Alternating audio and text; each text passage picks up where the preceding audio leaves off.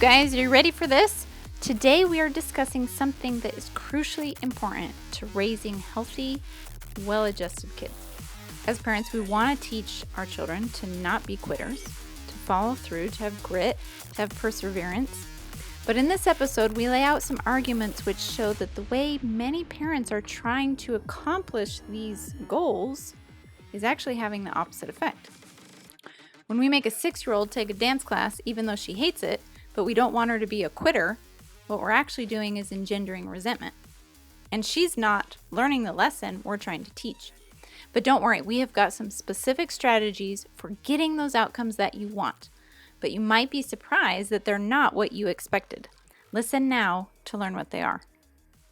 If you haven't already, make sure you get our must-read book recommendation list for creating an extraordinary family life. We have books on parenting, marriage, health, finances, and lifestyle design. Plus, get a free ebook that will change your life, The Majesty of Calmness. Go to extraordinaryfamilylife.com to get yours. Hey everybody, welcome to another episode of the Extraordinary Family Life podcast.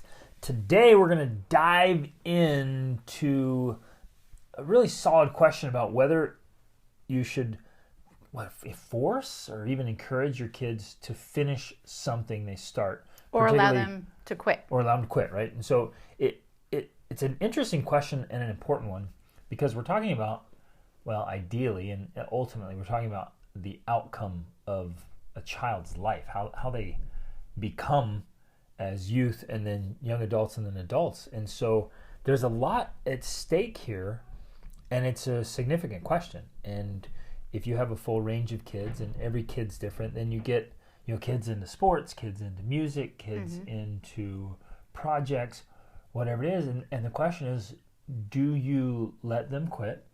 Do you let them dabble? Do you let them try? Do you insist that they finish things? And if you do, when and how? And I think along with that, we're also going to touch on another question I received, which has to do with how do you have a life if your kids are doing all of these things? A mom messaged me saying, my daughter wants to do gymnastics. She's only 6, but as she gets older, it's like a 20 to 30 hour a week commitment. And she's heard from other moms, they can't even plan a vacation. They can't go anywhere. And I have heard this before from other moms who have messaged us like, we can't go on a trip. We can't travel anywhere because my daughter's gymnastics or whatever it is, fill in the blank, owns our life. So, and that, that you really got to start thinking there. And that's very true. And in fact, we have close friends that are like that. We have clients that are like that. Many families are like their whole life schedule and lifestyle revolves around certain things like their that. kids' Activity, sports, school, whatever. And I mean, right out the gates, you guys, I want to invite you, in fact, even here, be so bold as to challenge you to question all of that, like fundamentally question all of that. Because if you, for example, let's say you have 3 or 4 kids and 1 or 2 of your kids gets into something that's pretty serious, ultimately for years, your lifestyle will revolve around that thing. And so that will be your family life and lifestyle, the bulk of it. There'll be so much that you do and do not do, perhaps cannot do because of those things. And so you have to honestly ask yourself, and this is tough. This is a hard one to go through. You have to really know, is this worth it? Right. Is it worth the exchange rate? Right. And for us, for our individual family, we looked at again, this whole thing is about having an extraordinary family life. And there were many times we could do that, but the exchange rate on that, the cost to family life would be too great.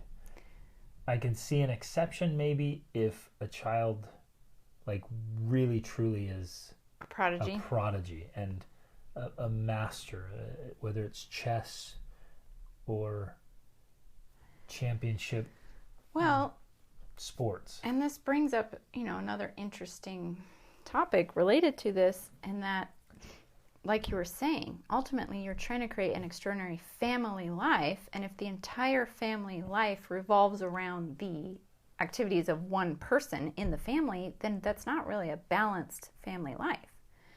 And I would like to argue this point too. In a lot of cases, even if there's this prodigy type child or talent or whatever, it takes so much to develop that, so much time, so much energy, so much emotion. Resources. And very often, in the end, when it's all said and done, it's not worth it.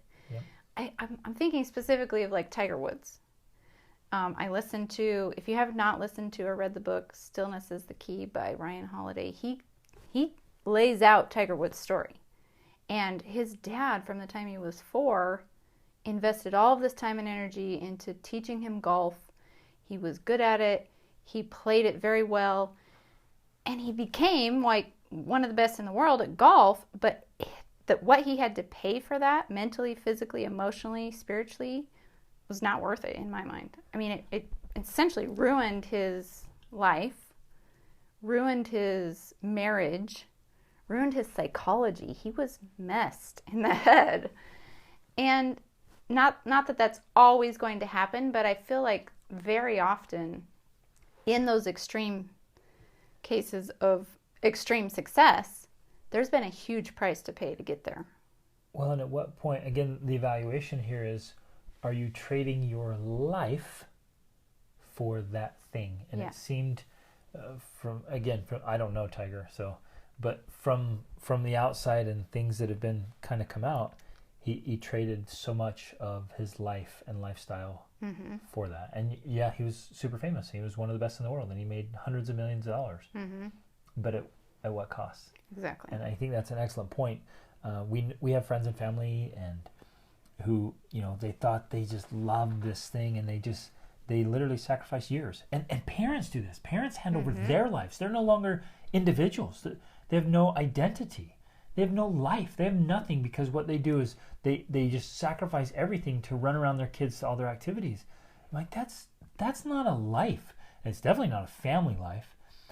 And there may be a case where you're like, okay, yeah, I'm willing to do that. I'm willing to hand over my life for a few years or several years for this child to pursue this thing. Man, you better know 100% that it's worth it. Yeah. Which in so many cases, time after time, there's no way of knowing. Well, there's no way of knowing, but in the majority of cases I can think of, like, after a few years you get to the end and like, yeah, it wasn't what we thought it was going to be. Or it didn't go where we wanted it to go. Yeah. Or we thought it was so important just because it's the law of proximity, right? When you're in it, it feels so significant. Once you step out of it, you're like, oh, that was interesting. And so there's a lot to balance there. Right. The other thing I was going to point out here that you touched on was parents end up sacrificing their life in order for their children, to help their children pursue this dream or this ideal that they're chasing, which may or may not turn out as they hoped. The child could get tired of this thing after so many years, and yet you've invested all this energy and time and money, and you don't want them to give it up. But the other side of that is, and this is the approach we've always taken, I feel, is that this is our life, right? We're living our life, like you and me. We're the adults. We're creating our dream life. And our children are along for the ride. Now, and that doesn't mean we totally neglect or ignore their interests, passions, desires. But for the most part, and we explain this to them in a kind way, a diplomatic way, that this is our dream life. You get to create whatever life you dream of doing, but we're not going to give up our dream in order to pursue yours. Does that make sense? Yeah, but it sounds selfish. Yeah. And it sounds short-sighted. It sounds like we care about us more than we care about our kids. And so it brings up this argument. And I hope those of you listening are sensing that and feeling that, and I hope you're thinking through it. And my invitation here is don't just do a knee-jerk reaction to it. Really think through it. Like, where's that balance? Because I guess we've introduced two extremes now. Although I don't know that ours is an extreme to the far side. I guess on one far extreme, like, parents and the rest of the family have no life because they're pursuing something for one child or two or whatever. Mm-hmm. The other far extreme is the parents only care about themselves and have no interest. So which is not where we're at. Yeah, we're not there. But where do you land? Where do you want to be? How do you want your extraordinary family life to look? Rachel and I have been extremely thoughtful and deliberate and intentional about this. We talked about it. Man, we talked about when we were dating. Mm-hmm. Before we were engaged, we were having conversations like this. And as we've studied voraciously, met thousands of families across our travels who are doing life differently. We've learned from all of them, and we've been considerate in like, okay, well, what do we want this to look like? Where's that balance where you and I still have a life? You have a life as an individual. I have a life as an individual. We have a life as a couple, and we have a life as a family, and we all feel like we're living. Now, of course, parenting is sacrifice. Yeah. Right? And of course, being a sibling in a family also includes sacrifice. Mm-hmm. Each kid has to sacrifice for the others. And we've done tons of that. We're like, hey, we're gonna go to this place or have this experience because one of the kids wanted and needed that. And so we tell the others, hey, are you willing to join in for this child to have this experience? And they've almost always been on board, even if they didn't like it as much, because we do it back for them as well. But I don't think at any point we're like, okay, put family life on hold for years. Yeah, definitely not for years. We've rarely done anything for years. Right. No, that's not entirely true. And but some may be critical of that of us for that. Like, well, if you guys had stayed with something specifically for years, there may have been different outcomes. Absolutely. You can't argue with that. And we realized there would have been different outcomes. But part of the reason that, one, we've chosen to approach it the way we have, meaning that we say, hey kids, this is our dream life and not yours, is that we're modeling for them how to live and create their own dreams. And they're going to do that primarily in their adult life. Like, we personally don't feel there's a rush for them to have achieved their entire dream life by the time they're 18. Like, that's not a necessity. We're looking for long-term, lasting happiness and fulfillment. Okay. So we're preparing them, we're setting them up for that long-term success by, one, teaching them and showing them and allowing them to dabble in their passions, which we're going to talk about more, be introduced to a lot of things, a lot of potential passions, talents, pursuits. But two, instead of putting all of our energy and effort into them fulfilling that thing, we're putting our energy and effort into us fulfilling our thing, us doing our passions, talents, interests, because that's how we model it for them to do it when they are ready to do it. Yeah, absolutely. Now, to not be misunderstood, if there's new listeners here that don't know our family well, or people are like, what, you guys are selfish buggers. The way we do our family life is, and again, I want to clarify here, we spend tens of thousands of dollars probably per kid ultimately, so that they can try and pursue all kinds of things, from sports to music to adventure, anything from stunts, equipment, whatever it is. We're hiring tutors to come to the house, often wherever we are in the world. We land somewhere and we hire tutors. We get coaches and teachers, and we're doing all those things. So when we talk about living our dream life, that actually is our dream life, to have this extraordinary family life where the whole family is thriving and growing and really living deliberately. And each child is doing that as part of our dream life. And so it's happening all together. And I want to make that evident. But it is in contrast to, we don't choose to live in just one place for an extended period of years because a certain child wants to play a sport or do this or that. In fact, there's certain things we haven't done because that's not an option. We've had a son ask to play rugby, and we're like, well, that involves committing to a team and being there for a whole season. And like, it just hasn't worked out logistically with our life. Well, although our daughter is playing volleyball right now, it's worked out for her to play on a volleyball team. Yep. But that hasn't always been an option because it doesn't fit into our lifestyle. Right. And we talk through that with all the kids. Oh, yeah, that's another totally. thing. We're having those conversations all the time because whatever lifestyle you choose, there's going to be pros and cons. Yeah, and we say, that could be an option, but we'd have to stay here for a period of time, and we'd not be able to go here or do this. So there's always a trade-off, and we're making them aware of what that trade-off is. Now, to kind of get into some of the, logistics of how we do approach this, one of the things I would say is that going back to this idea of we're not trying to make sure our children achieve the ultimate success by the time they're 18 or whatever. What we're trying to do is introduce them to as many different interests as possible. So if they have an interest in something, if they express an interest in something, great. We're going to invest in that. We're going to say, yeah, here you go. Try it out. Do it. And then this gets into what we also want to touch on is like, well, then what about quitting it or making them stick with it and forcing them to complete it? And I would say our approach is... Can I jump in? Yeah, Can you go hold ahead. your thought? I want to jump in right there. I've talked to many parents who are like, I have this particular kid doesn't want to do anything and doesn't do anything and they're not interested in anything, but they don't want to do anything, or they're only interested in things that we don't think are very valuable.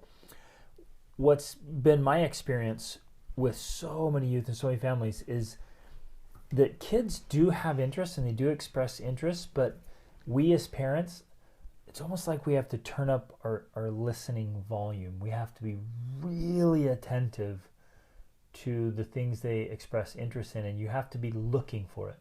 So you're talking about kids who don't seem to be interested in anything? Yeah, that comes up a lot, and it's happening more and more, especially more sedentary lifestyles, where we have more screen time, more games, more TV. There's more entertainment available now than ever before.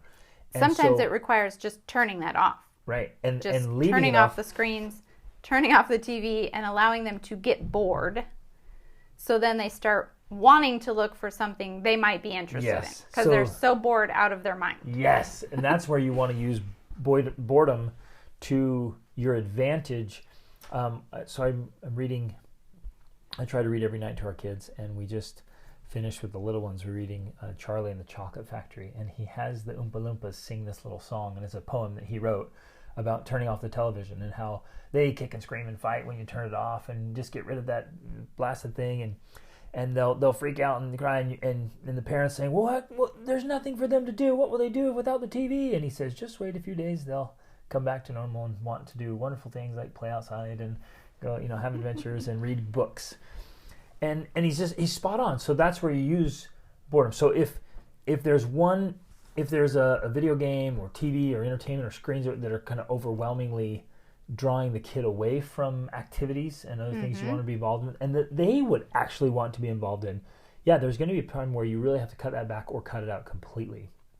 Let the boredom sit in, and then life comes back after a little bit. It's almost like a detox, and it does come back. But I want to invite all of you to start listening very, very carefully to the things your children say. And they might say it in passing. If you were to sit them down and say, what are you interested in? I don't know. Oh, nothing. They might not come up with it. But if you're paying attention, if you're looking for it, if you're listening for it, they'll say things like, well, can I just go do that? Can we go do this thing? Oh, let's do that.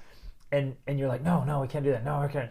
And what they're doing is they're, without like explicitly telling you and without you really hearing it, they're telling you what they're interested in. I'm interested in this. Yeah. In fact, that is something we have been very deliberate about.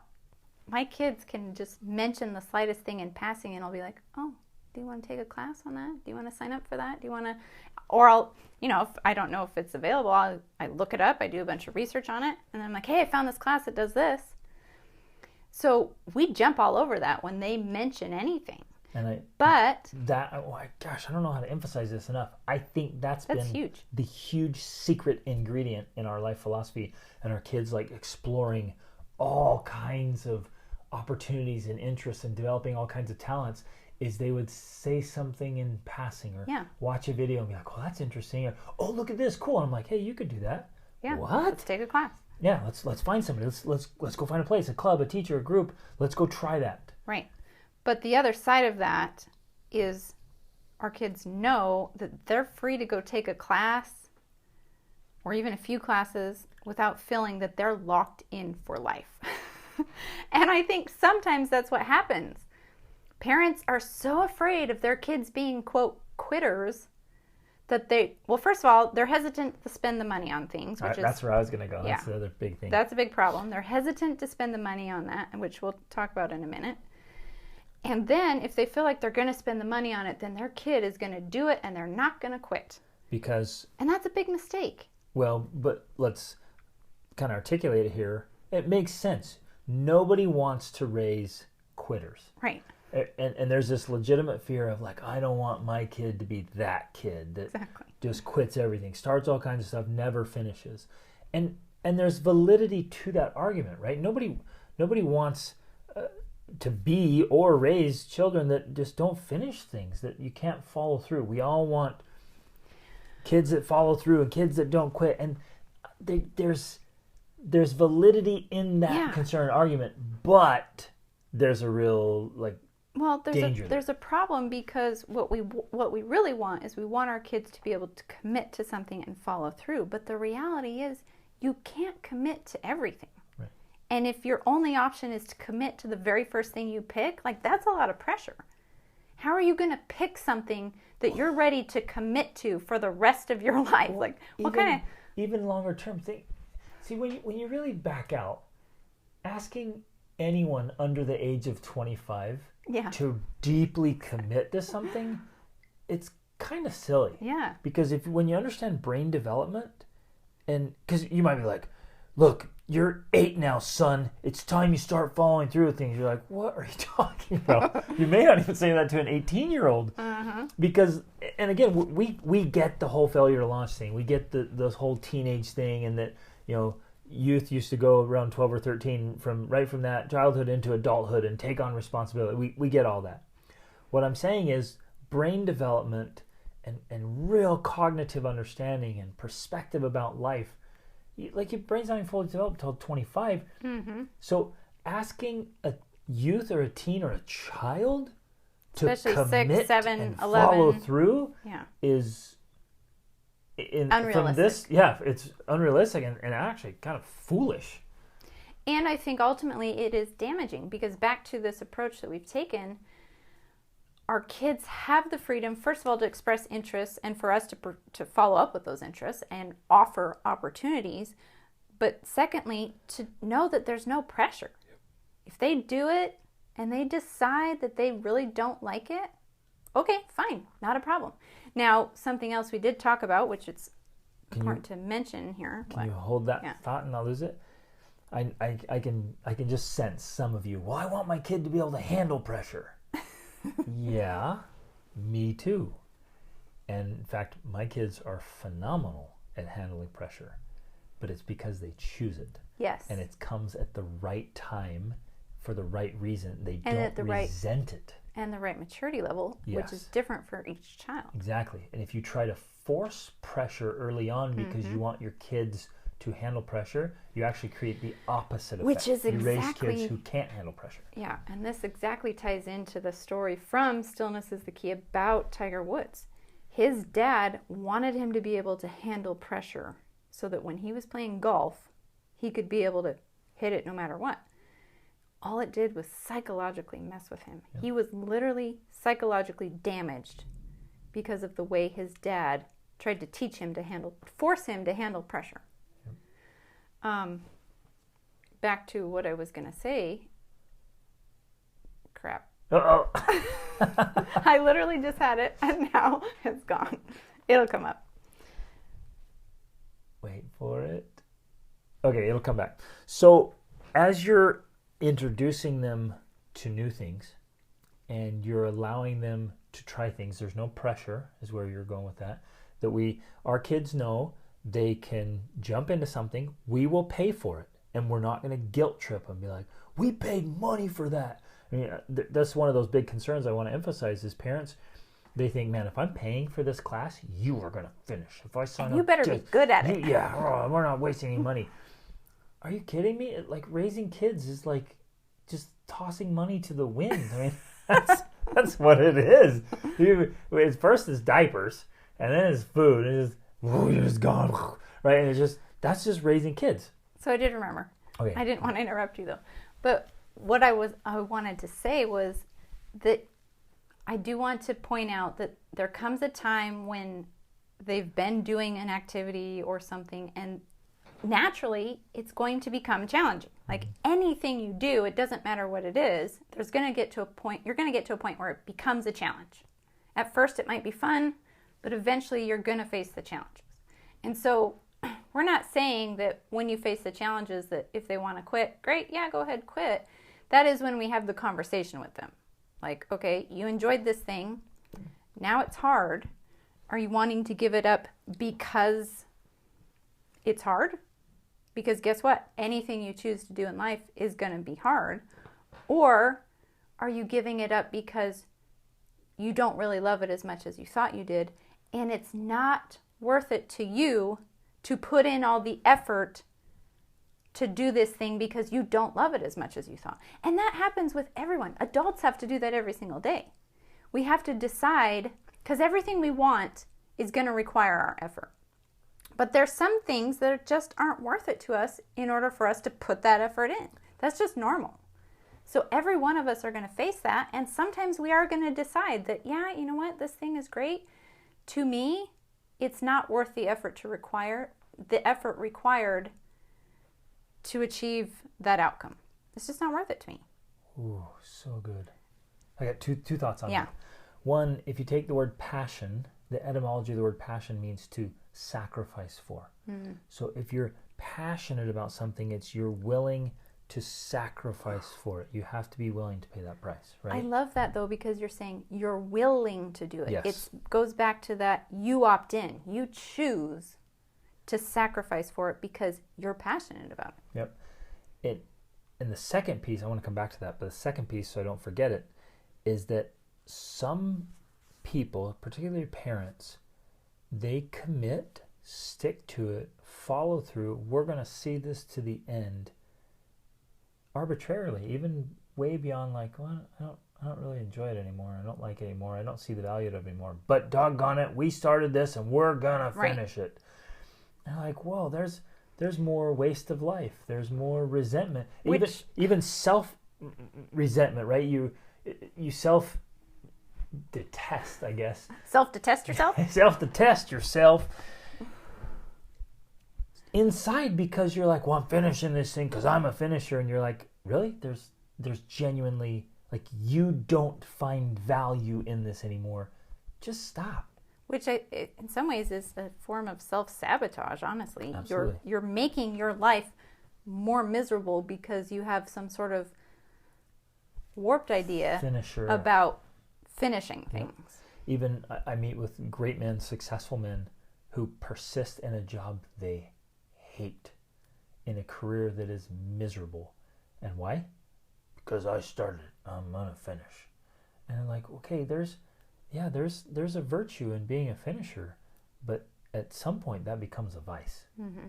And it's no longer a virtue. In fact, it becomes like an anti-virtue when you are trying to finish things that aren't worth finishing. Yeah, right. So circling back to the passion thing, we want our children to discover true passions that they are willing to sacrifice for. They're willing, and this is how we love to describe it. We've always looked at this. They're willing to push past the uncomfortable parts. Mm-hmm. Now, where this conversation gets really important and really interesting is at what age and what maturity level. And it's different for each child. Mm-hmm. I've noticed it's different, very different between boys and girls. But it's different in the thing they're willing to follow. And so you have to allow them to choose and think through it and work through it. But trying to get small children, 6, 7, 8, 9, 10, 11 even, and trying to push hard at those ages, mm-hmm. like for me and our philosophy, I mean, yeah, each family has to decide, but for us, like, that's crazy. Let them dabble. Let them have fun. Let them discover. Let them try 100 different things. Life is this big experiment. And just try and try and try and try and try and go all over the place and get exposure and interest and do all this. You're not just letting them off a hook, and you're not just saying, oh, it's hard, okay, quit. You're talking through it. Like, is this worth pushing past the pain? Is it worth pushing past the discomfort? Is it worth the inconveniences? Is it worth getting up early? Is it worth working hard? Is it worth putting up with those people? Like, and you talk them through it. And if they say, yeah, I sure love it, it's just hard. Okay, we got this. I'll help you. We can work through it. But there's no way I'm pushing a kid, because it fosters and feeds long-term resentment and bitterness, and just this bitter taste in the mouth, aftertaste of like, ugh. Well, right. And you were saying something like, this is what works for us, and everyone has to decide for themselves, which is true. But honestly, from what I have seen, and not just our own family life, but the research we've done and what we've studied, honestly, I think it just is extremely rare that ever pays off in a way that's beneficial all around for everyone involved. Yep. The child, the parent, the family. Yep. Like, it's just extremely rare that pushing and that drive is going to be worth it. I might be crazy, you guys, but I think I have a sense. Roll with me here. I think I have a sense of what listeners might be thinking sometimes when we say stuff. And sometimes I just get this sense. I'm like, okay, what they're saying is like, no, but we did it. We pushed our kids, and our daughter became the champion this, and our son, he did this and that, and oh, great. And yes. they're arguing like, but we pushed him and we made him do it. And here's where I want to come in with my experience. I've worked with youth and adults for well over 2 decades. I get to sit down and hear from their own lips the inner workings of their psychology, and their emotions and their spirit and their soul. And yes, they may have won, and yes, they may have achieved, and yes, they may have stuck it out to the end, but so many of them are wound up so tight, and they crack and they snap, and it often doesn't show up until late teens, early 20s, or into their career.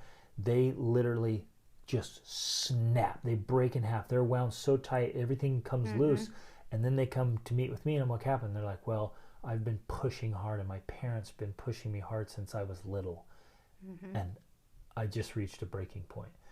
And so me as a, working in this as a coach, as a mentor, and seeing the psychology of it all, I'm like, ooh, okay, that sheds different light on when to push and how to push. And really, any pushing from a parent should be gentle encouragement. Yes. And getting the child to choose the challenge. But ultimately, sincerely knowing that if they opt out, you're okay with that. And they need to know that. They need to know that. It can't be this like, it's up to you, son, but if you we'll disown you if you don't. If you quit. Or you'll be an embarrassment to our family. And here's what's interesting. If your child knows sincerely that it's okay, they'll often stick it out. Absolutely. And I want to point out here too, this approach changes as they mature. Yep. As they get older, say they're 18, 19, 20, there's a time when you just say, you know what, dude, just finish it. Because it sucks, but you got to do it anyways. And don't quit. And there comes a time for that. Yep, absolutely. And by then, you've mentored them, you've led by example, you've let them you've shown the way, you've strategically created experiences that have built those, we'll call them finishing muscles. Yeah. And it's often like we love to use nature to do that, where we'll go out and we'll do something fun. Snowboarding, hiking, mountain biking, big adventures. And they are so excited about the adventure, they're willing to endure any suffering that comes to get there or back. And this has happened, countless times. We have so many stories of this where we're like, you guys, we're going to go do something really, truly epic. And they're like, we're in. I'm like, hey, it's going to be crazy hard. We got these 30-hour flights. We're stuck in this random place somewhere, no sleep. Then we have to walk here, and then we have to ride and I'm thinking of our trip to Mongolia. Like the flight there and the time zones, we all passed out cold on the tile floor in the airport in Seoul after walking around the whole city. It was pretty epic. And we get there in exhaustion. Airplane lands at 2:30 in the morning. We go to these places. We're stuck at this Circle K in they have Circle K's in Mongolia. Ulaanbaatar. Like, oh, it was unreal. And then we drove on the bumpiest roads I've ever been on, like over volcano fields, right? And then we get on these horses, and they have wooden saddles. And we ride for days. We were all sitting sideways, letting our butts hang in the air off the saddle because we were all so sore, and everybody was smiling and laughing like, this is the best ever, and none of us could sit, right? And this just utter exhaustion. And then on the way back, hey guys, we have a chance to see the Forbidden City, we have a chance to run on the Great Wall of China, but we land at like 2:30 a.m. in Beijing. Are you guys up for this? I'm like, yeah, of course we are, right? And we suffer together, and think of Iceland, and I think of taking them up to the base camp of Everest, and whatever. I mean, we can go on and on and on. We've set up situations where they were willing to push themselves for the rewarding experience, and they all learn grit, and they still talk about it, and they come away like, whoa, man, that was so hard, but it was worth every bit of it. That's how you know you're winning in forging character. Youth and character inside your youth and children that will come out as adults. So now if you guys were to meet our teens, like, they can dig deep and they can do hard things, and it's never been because we made them finish their dance class when they were 6. No way. We never did it, and it was by choice. But it wasn't that we just never did it and said, well, hope you figure that out. Hope you learn how to finish things later in life. It was never that. We were strategic about how we did it and what we led them into. And again, I want to emphasize this, making it optional. Yeah. They've always been able to opt in or to opt out. And I think that plays that's a major factor there. Because when it becomes this, we've said it a couple times now, but I'm going to say it again. When it becomes this thing you force them to do because you're afraid they're going to be a quitter, well, they're not making that choice then. You're making the choice. Yeah, and that makes a huge difference. When you're making the choice, it's not them deciding to not be a quitter. It's you forcing them to not quit. That is so significant. It's hugely significant. That distinction there. You think, so if you force your kid to finish, you think they're learning to finish. They're not. What's happened is you decided and you made them finish. Yeah. And honestly, they probably resent you for it. Most likely. So that's human psychology. They haven't gone like, yeah, I'm a finisher. No. They're like, ooh. My dad made me finish. They made me do this. And so you don't get the result you want. So if we get them to choose in, opt in. I think the perfect example of this, I love to share this example because it just clicked for me one time. We loved going out like paintballing or, adventures that are hard or even painful. So paintballing is a perfect example. It's like, it's so fun, but man, it stings. You know it's going to hurt. And so we kept offering to my 4th son, hey, you want to come with us? No way, that hurts. And he just kept, no way. And then one day he's like, I want to. And we'd come back, it was amazing. And stories. And you could just see the envy on his face. And he's wrestling. And this is perfect. This is what you want to happen. You have the child wrestling. They want so desperately to play with the big dogs. But they know if they step off the porch, there's going to be some hurt, right? And at some point, you could see him just working through his mind. I want it, but I don't want it. I want it, but no, it's not worth the pain. I want to be there so bad, but man, that's going to sting.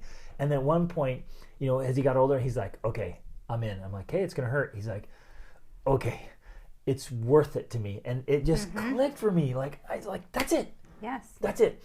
When the child says yes, the experience, the memory, the fun, the adventure is worth the pain or the risk of pain I'm in, then you know you've reached this level in their development where they're like, yeah, I'm opting in here. And you guys, he loved it. In fact, he probably loves it more than the rest now. And he can't get enough of it. Well, and you say as he got older, I mean, he's only 11 now, so he's not that old. And the other thing too is that then gave him the courage to take on other adventures. So then he, of his own free will and choice, decided to go bungee jumping and to go skydiving. It's worth sharing that story briefly because he did not sign up to either bungee jump or skydive. He was there with us watching. His older siblings were like, hey, this is what we want to do for our birthday. It was Kimball's birthday. They're like, we want to go bungee jumping and skydiving. And so they signed up, I paid for them, and he stood there watching. And they all went, and he looked at me, and he's like, I want to do it. And it was another perfect example. He was terrified. It's worth the fear to just leap off of that platform into the abyss and bungee jump. And he did it. And he was terrified, but he got so much confidence. Then the next day we went skydiving, and he had no intentions of skydiving. He had no intention of getting in an airplane. But he watched his siblings and his mom jump. And he and I were on the ground watching, and they were coming down like, that was the best thing ever. And he just looks up at me. He's like, Dad, I want to jump. I'm like, done, buddy, let's go. And so he and I signed up, and he went and he jumped out of an airplane at 10 years old at the time. Whoa! Because we're out leading the way. And this is where this might backfire and fail. If you as a parent aren't living and playing boldly and really pursuing. Like we were saying before, pursuing your dream, living your dream life, going back to the approach we've always taken, we're living our dream life. If you want to come along, this is what it requires. And they do. Right. And because they're seeing us struggle and work through it and go through the whole thing. And face our fears. They see the excitement and the wonder of it because we really are living our dream life. And it shows. We're not putting on this facade. Rachel and I aren't wearing masks around the house of like, this is our happy life. Yay. It's like, it's evident that we love our life and we are actively living life and pursuing our dreams. And our kids are like, I want a piece of that. And so we're offering them their journey, right? So they're having their own epic adventures and they're all participating in their own little extraordinary life inside of our whole family extraordinary life. And so it just works. And then each kid opts in when they're ready. When they're ready, exactly. Well, I wanted to touch on something else, though, that has to do with the money. That was a key point here. Because, we mentioned it before, but there's also this idea that you have to be willing to invest in them when they're ready. Because if our son said to us, oh, I'm ready, I want to skydive, and we're like, sorry, son, it wasn't in the budget, we're not going to pay for that right now, then you've missed a chance. You've missed an opportunity to spark that flame right there. In that instance, a life-changing, literally life-altering experience. Absolutely. That, it cost us an extra maybe $350 or something like that. Jump all over that. You have to be ready and willing to throw down the cash when they express an interest. Yeah. And we're so afraid to do that because we feel it's going to be a waste or not worth it. But time and time again, sometimes it will be, though. Sometimes it is, but more often than not, I think it's been worth it. Yep. It's been worth the investment. And the reason why we need to emphasize this, because I know we've talked about it before, but I just want to emphasize it again, you're going to pay for it one way or the other. You're going to pay for your children when they fail, or you're going to prevent their failure by investing in them now. Investing in ways like that. And which of those two is more risky? And more costly. Ladies and gentlemen, and more costly? I guarantee the riskier, more expensive is trying to get recovery. Trying to help them after an epic fail when their lives have fallen apart. Because those recovery programs don't always work. And then you and they have been drugged through hell. So and we've seen it time and time again. So the time and money to help develop and cultivate and build your children in their extraordinary lives, and don't just cross your fingers and hope it works out, and don't All the while saying, no, we can't afford that. No, we're not going to pay for that. No, we're not going to do that. Ooh. And, adding on to this story with the son, because he had those experiences, you then came to him and it's like, hey, we have this opportunity to participate in this father-son activity. Okay, this is like a big deal, father-son activity, like hardcore. A retreat, hardcore. And They're going to do. And I told him, I said, hey, son, we're going to suffer together. I'm like, here are some of the things that are likely to You're going to be sitting in ice baths. We will literally get in tubs of ice and see how long we can stay. And he looked up at me and almost trembled. Well, no, at first he was like, no. Nah, man, I'm out. Yeah. And I was like, okay, it's okay. And I made it okay. Mm-hmm. It's totally, if you're not ready for it, totally okay. And then he came to me, he's like, okay, Dad, I'll do it. And I'm like, yes. Mm-hmm. Oh, yes, he's ready. Mm-hmm. He's ready to push those limits. Now, my older son is also coming, and he just couldn't get enough of it. He's like, oh, suffering? Where do I sign? Because we've raised them to think like that. Right, and just those hard, tough things. So I don't think anyone would accuse my older kids of being intimidated by challenge. Yeah. And yet we've never forced them to finish their little things. Right. We always were teaching and leading and showing by example. So I guess big takeaway is lead by example. Which means live your dream life. Chase your challenges and your passions, and make passion, meaning you're willing to sacrifice, and they see you sacrifice, and they see you sacrifice well. Yeah. If you are constantly throwing a whiny pity party and you're just miserable and mopey and do you think your kids are going to want to chase any passion? No, they're like, why would I do that? Like, whoa, miserable. And if they look. Oh, go ahead. That doesn't mean that you don't let them see that it's hard. Right. Yeah, it doesn't mean you put on this fake face of this is the best, suffering, I love it. You're exactly our kids right. See us go through the drudgery. There is drudgery of the dream life too, and they see us go through that. And we are modeling how to get through that. Exactly. I guess here's what I want to invite you to consider. When your kids see you sacrifice and struggle, do they think, ooh, I want to do that. It's worth it. And I'm dead serious. When they watch you do hard things and chase your dreams, do they look at you and say, I want to follow that example? And which they generally are going to do when they see you get the results. The results that ultimately make it worth it. Yeah. And how you handle struggle and challenge and sacrifice. There's something else I want to add to this approach and formula, kind of. And that's that when the time is ready, when your kid is ready to get excited about something, you can dive deep into the learning process. It's not like you have to have them go to gymnastics every week for, 10 years for them to be good. If they're ready to do gymnastics, they can sign up and go take classes every day for, a week or a month or whatever. Someone in this question they asked, they were like, I noticed your daughter was, good at silks. And one of the ways that she got good was we had an opportunity where we were living for her to go, and she went 3 times a week. So we invested heavily. Yes. So then when we had the opportunity available. And we've seen this so many times where, kids will go once or twice or 3 times a week, and they do it for years. Or what we've seen others do and we do is if there's an opportunity and they're excited, they're into it, they're passionate about it, there's an opportunity, okay, let's go 4 or 5 times a week. Exactly. Let's go for longer practices. Let's pay for private lessons. Mm-hmm. Let's advance this all the way. In fact, even in our house, we have a house in Central America, we put up our own aerial silks stand and bought the aerial silks. So it's there, and the kids were playing on it, and the little ones were learning about it. They're being modeled, getting the model from their older sister and older brother doing it. But that's an excellent point.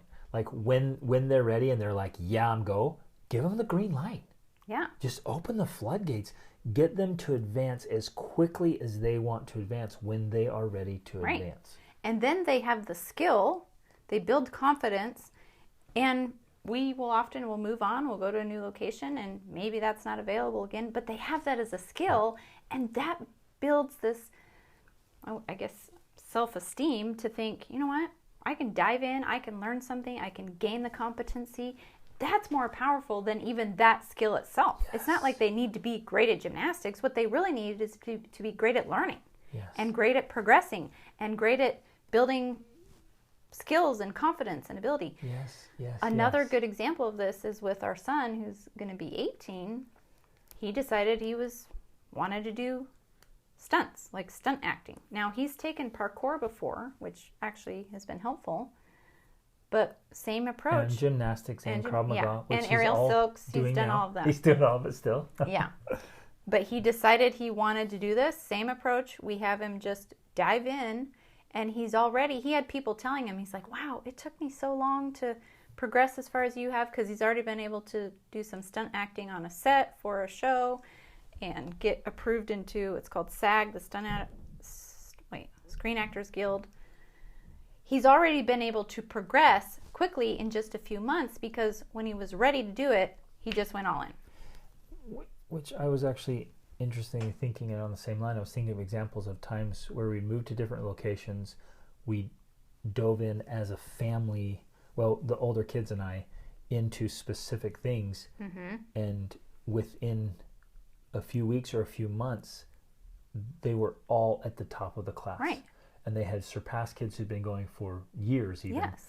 Because we've cultivated this ability of like, hey, when it's go time, we go all in. And they just progress so rapidly to become the best in that field very quickly. Brings up another very important point, because if you start your child when they're 6 doing something, and then you make them go because you don't want them to be a quitter, they have a very different mentality than a child who is interested and chooses to go. Yep. And is all in. Yep. And you see this all the time. Like, you're currently coaching our daughter's volleyball team, and there's a huge difference between the girls who want to be there and the girls who are being forced to be there. Yep. Huge difference. Massive. And the progress, the skill development, the attitude, everything, the whole experience is vastly different. And so because we've always allowed our kids to choose what they're going to participate in, when they do choose, they're all in, 100%. And we can't stop them. They are begging us, like all the time, Dad, come practice, come with me, take me here, take me to this. I mean, they're all over. You can't stop them. Instead of, it's usually the opposite way. It's the parent nagging, mm-hmm. Come on, come do it. They're practice. Like, no, I don't want to. Yeah, do your thing. You know? Whether it's piano or sports or whatever, but you want it to be the other way around, where the kid just can't get enough. They're begging you for more practice. That is absolutely how it has been with this approach we've taken. It's always the other way around.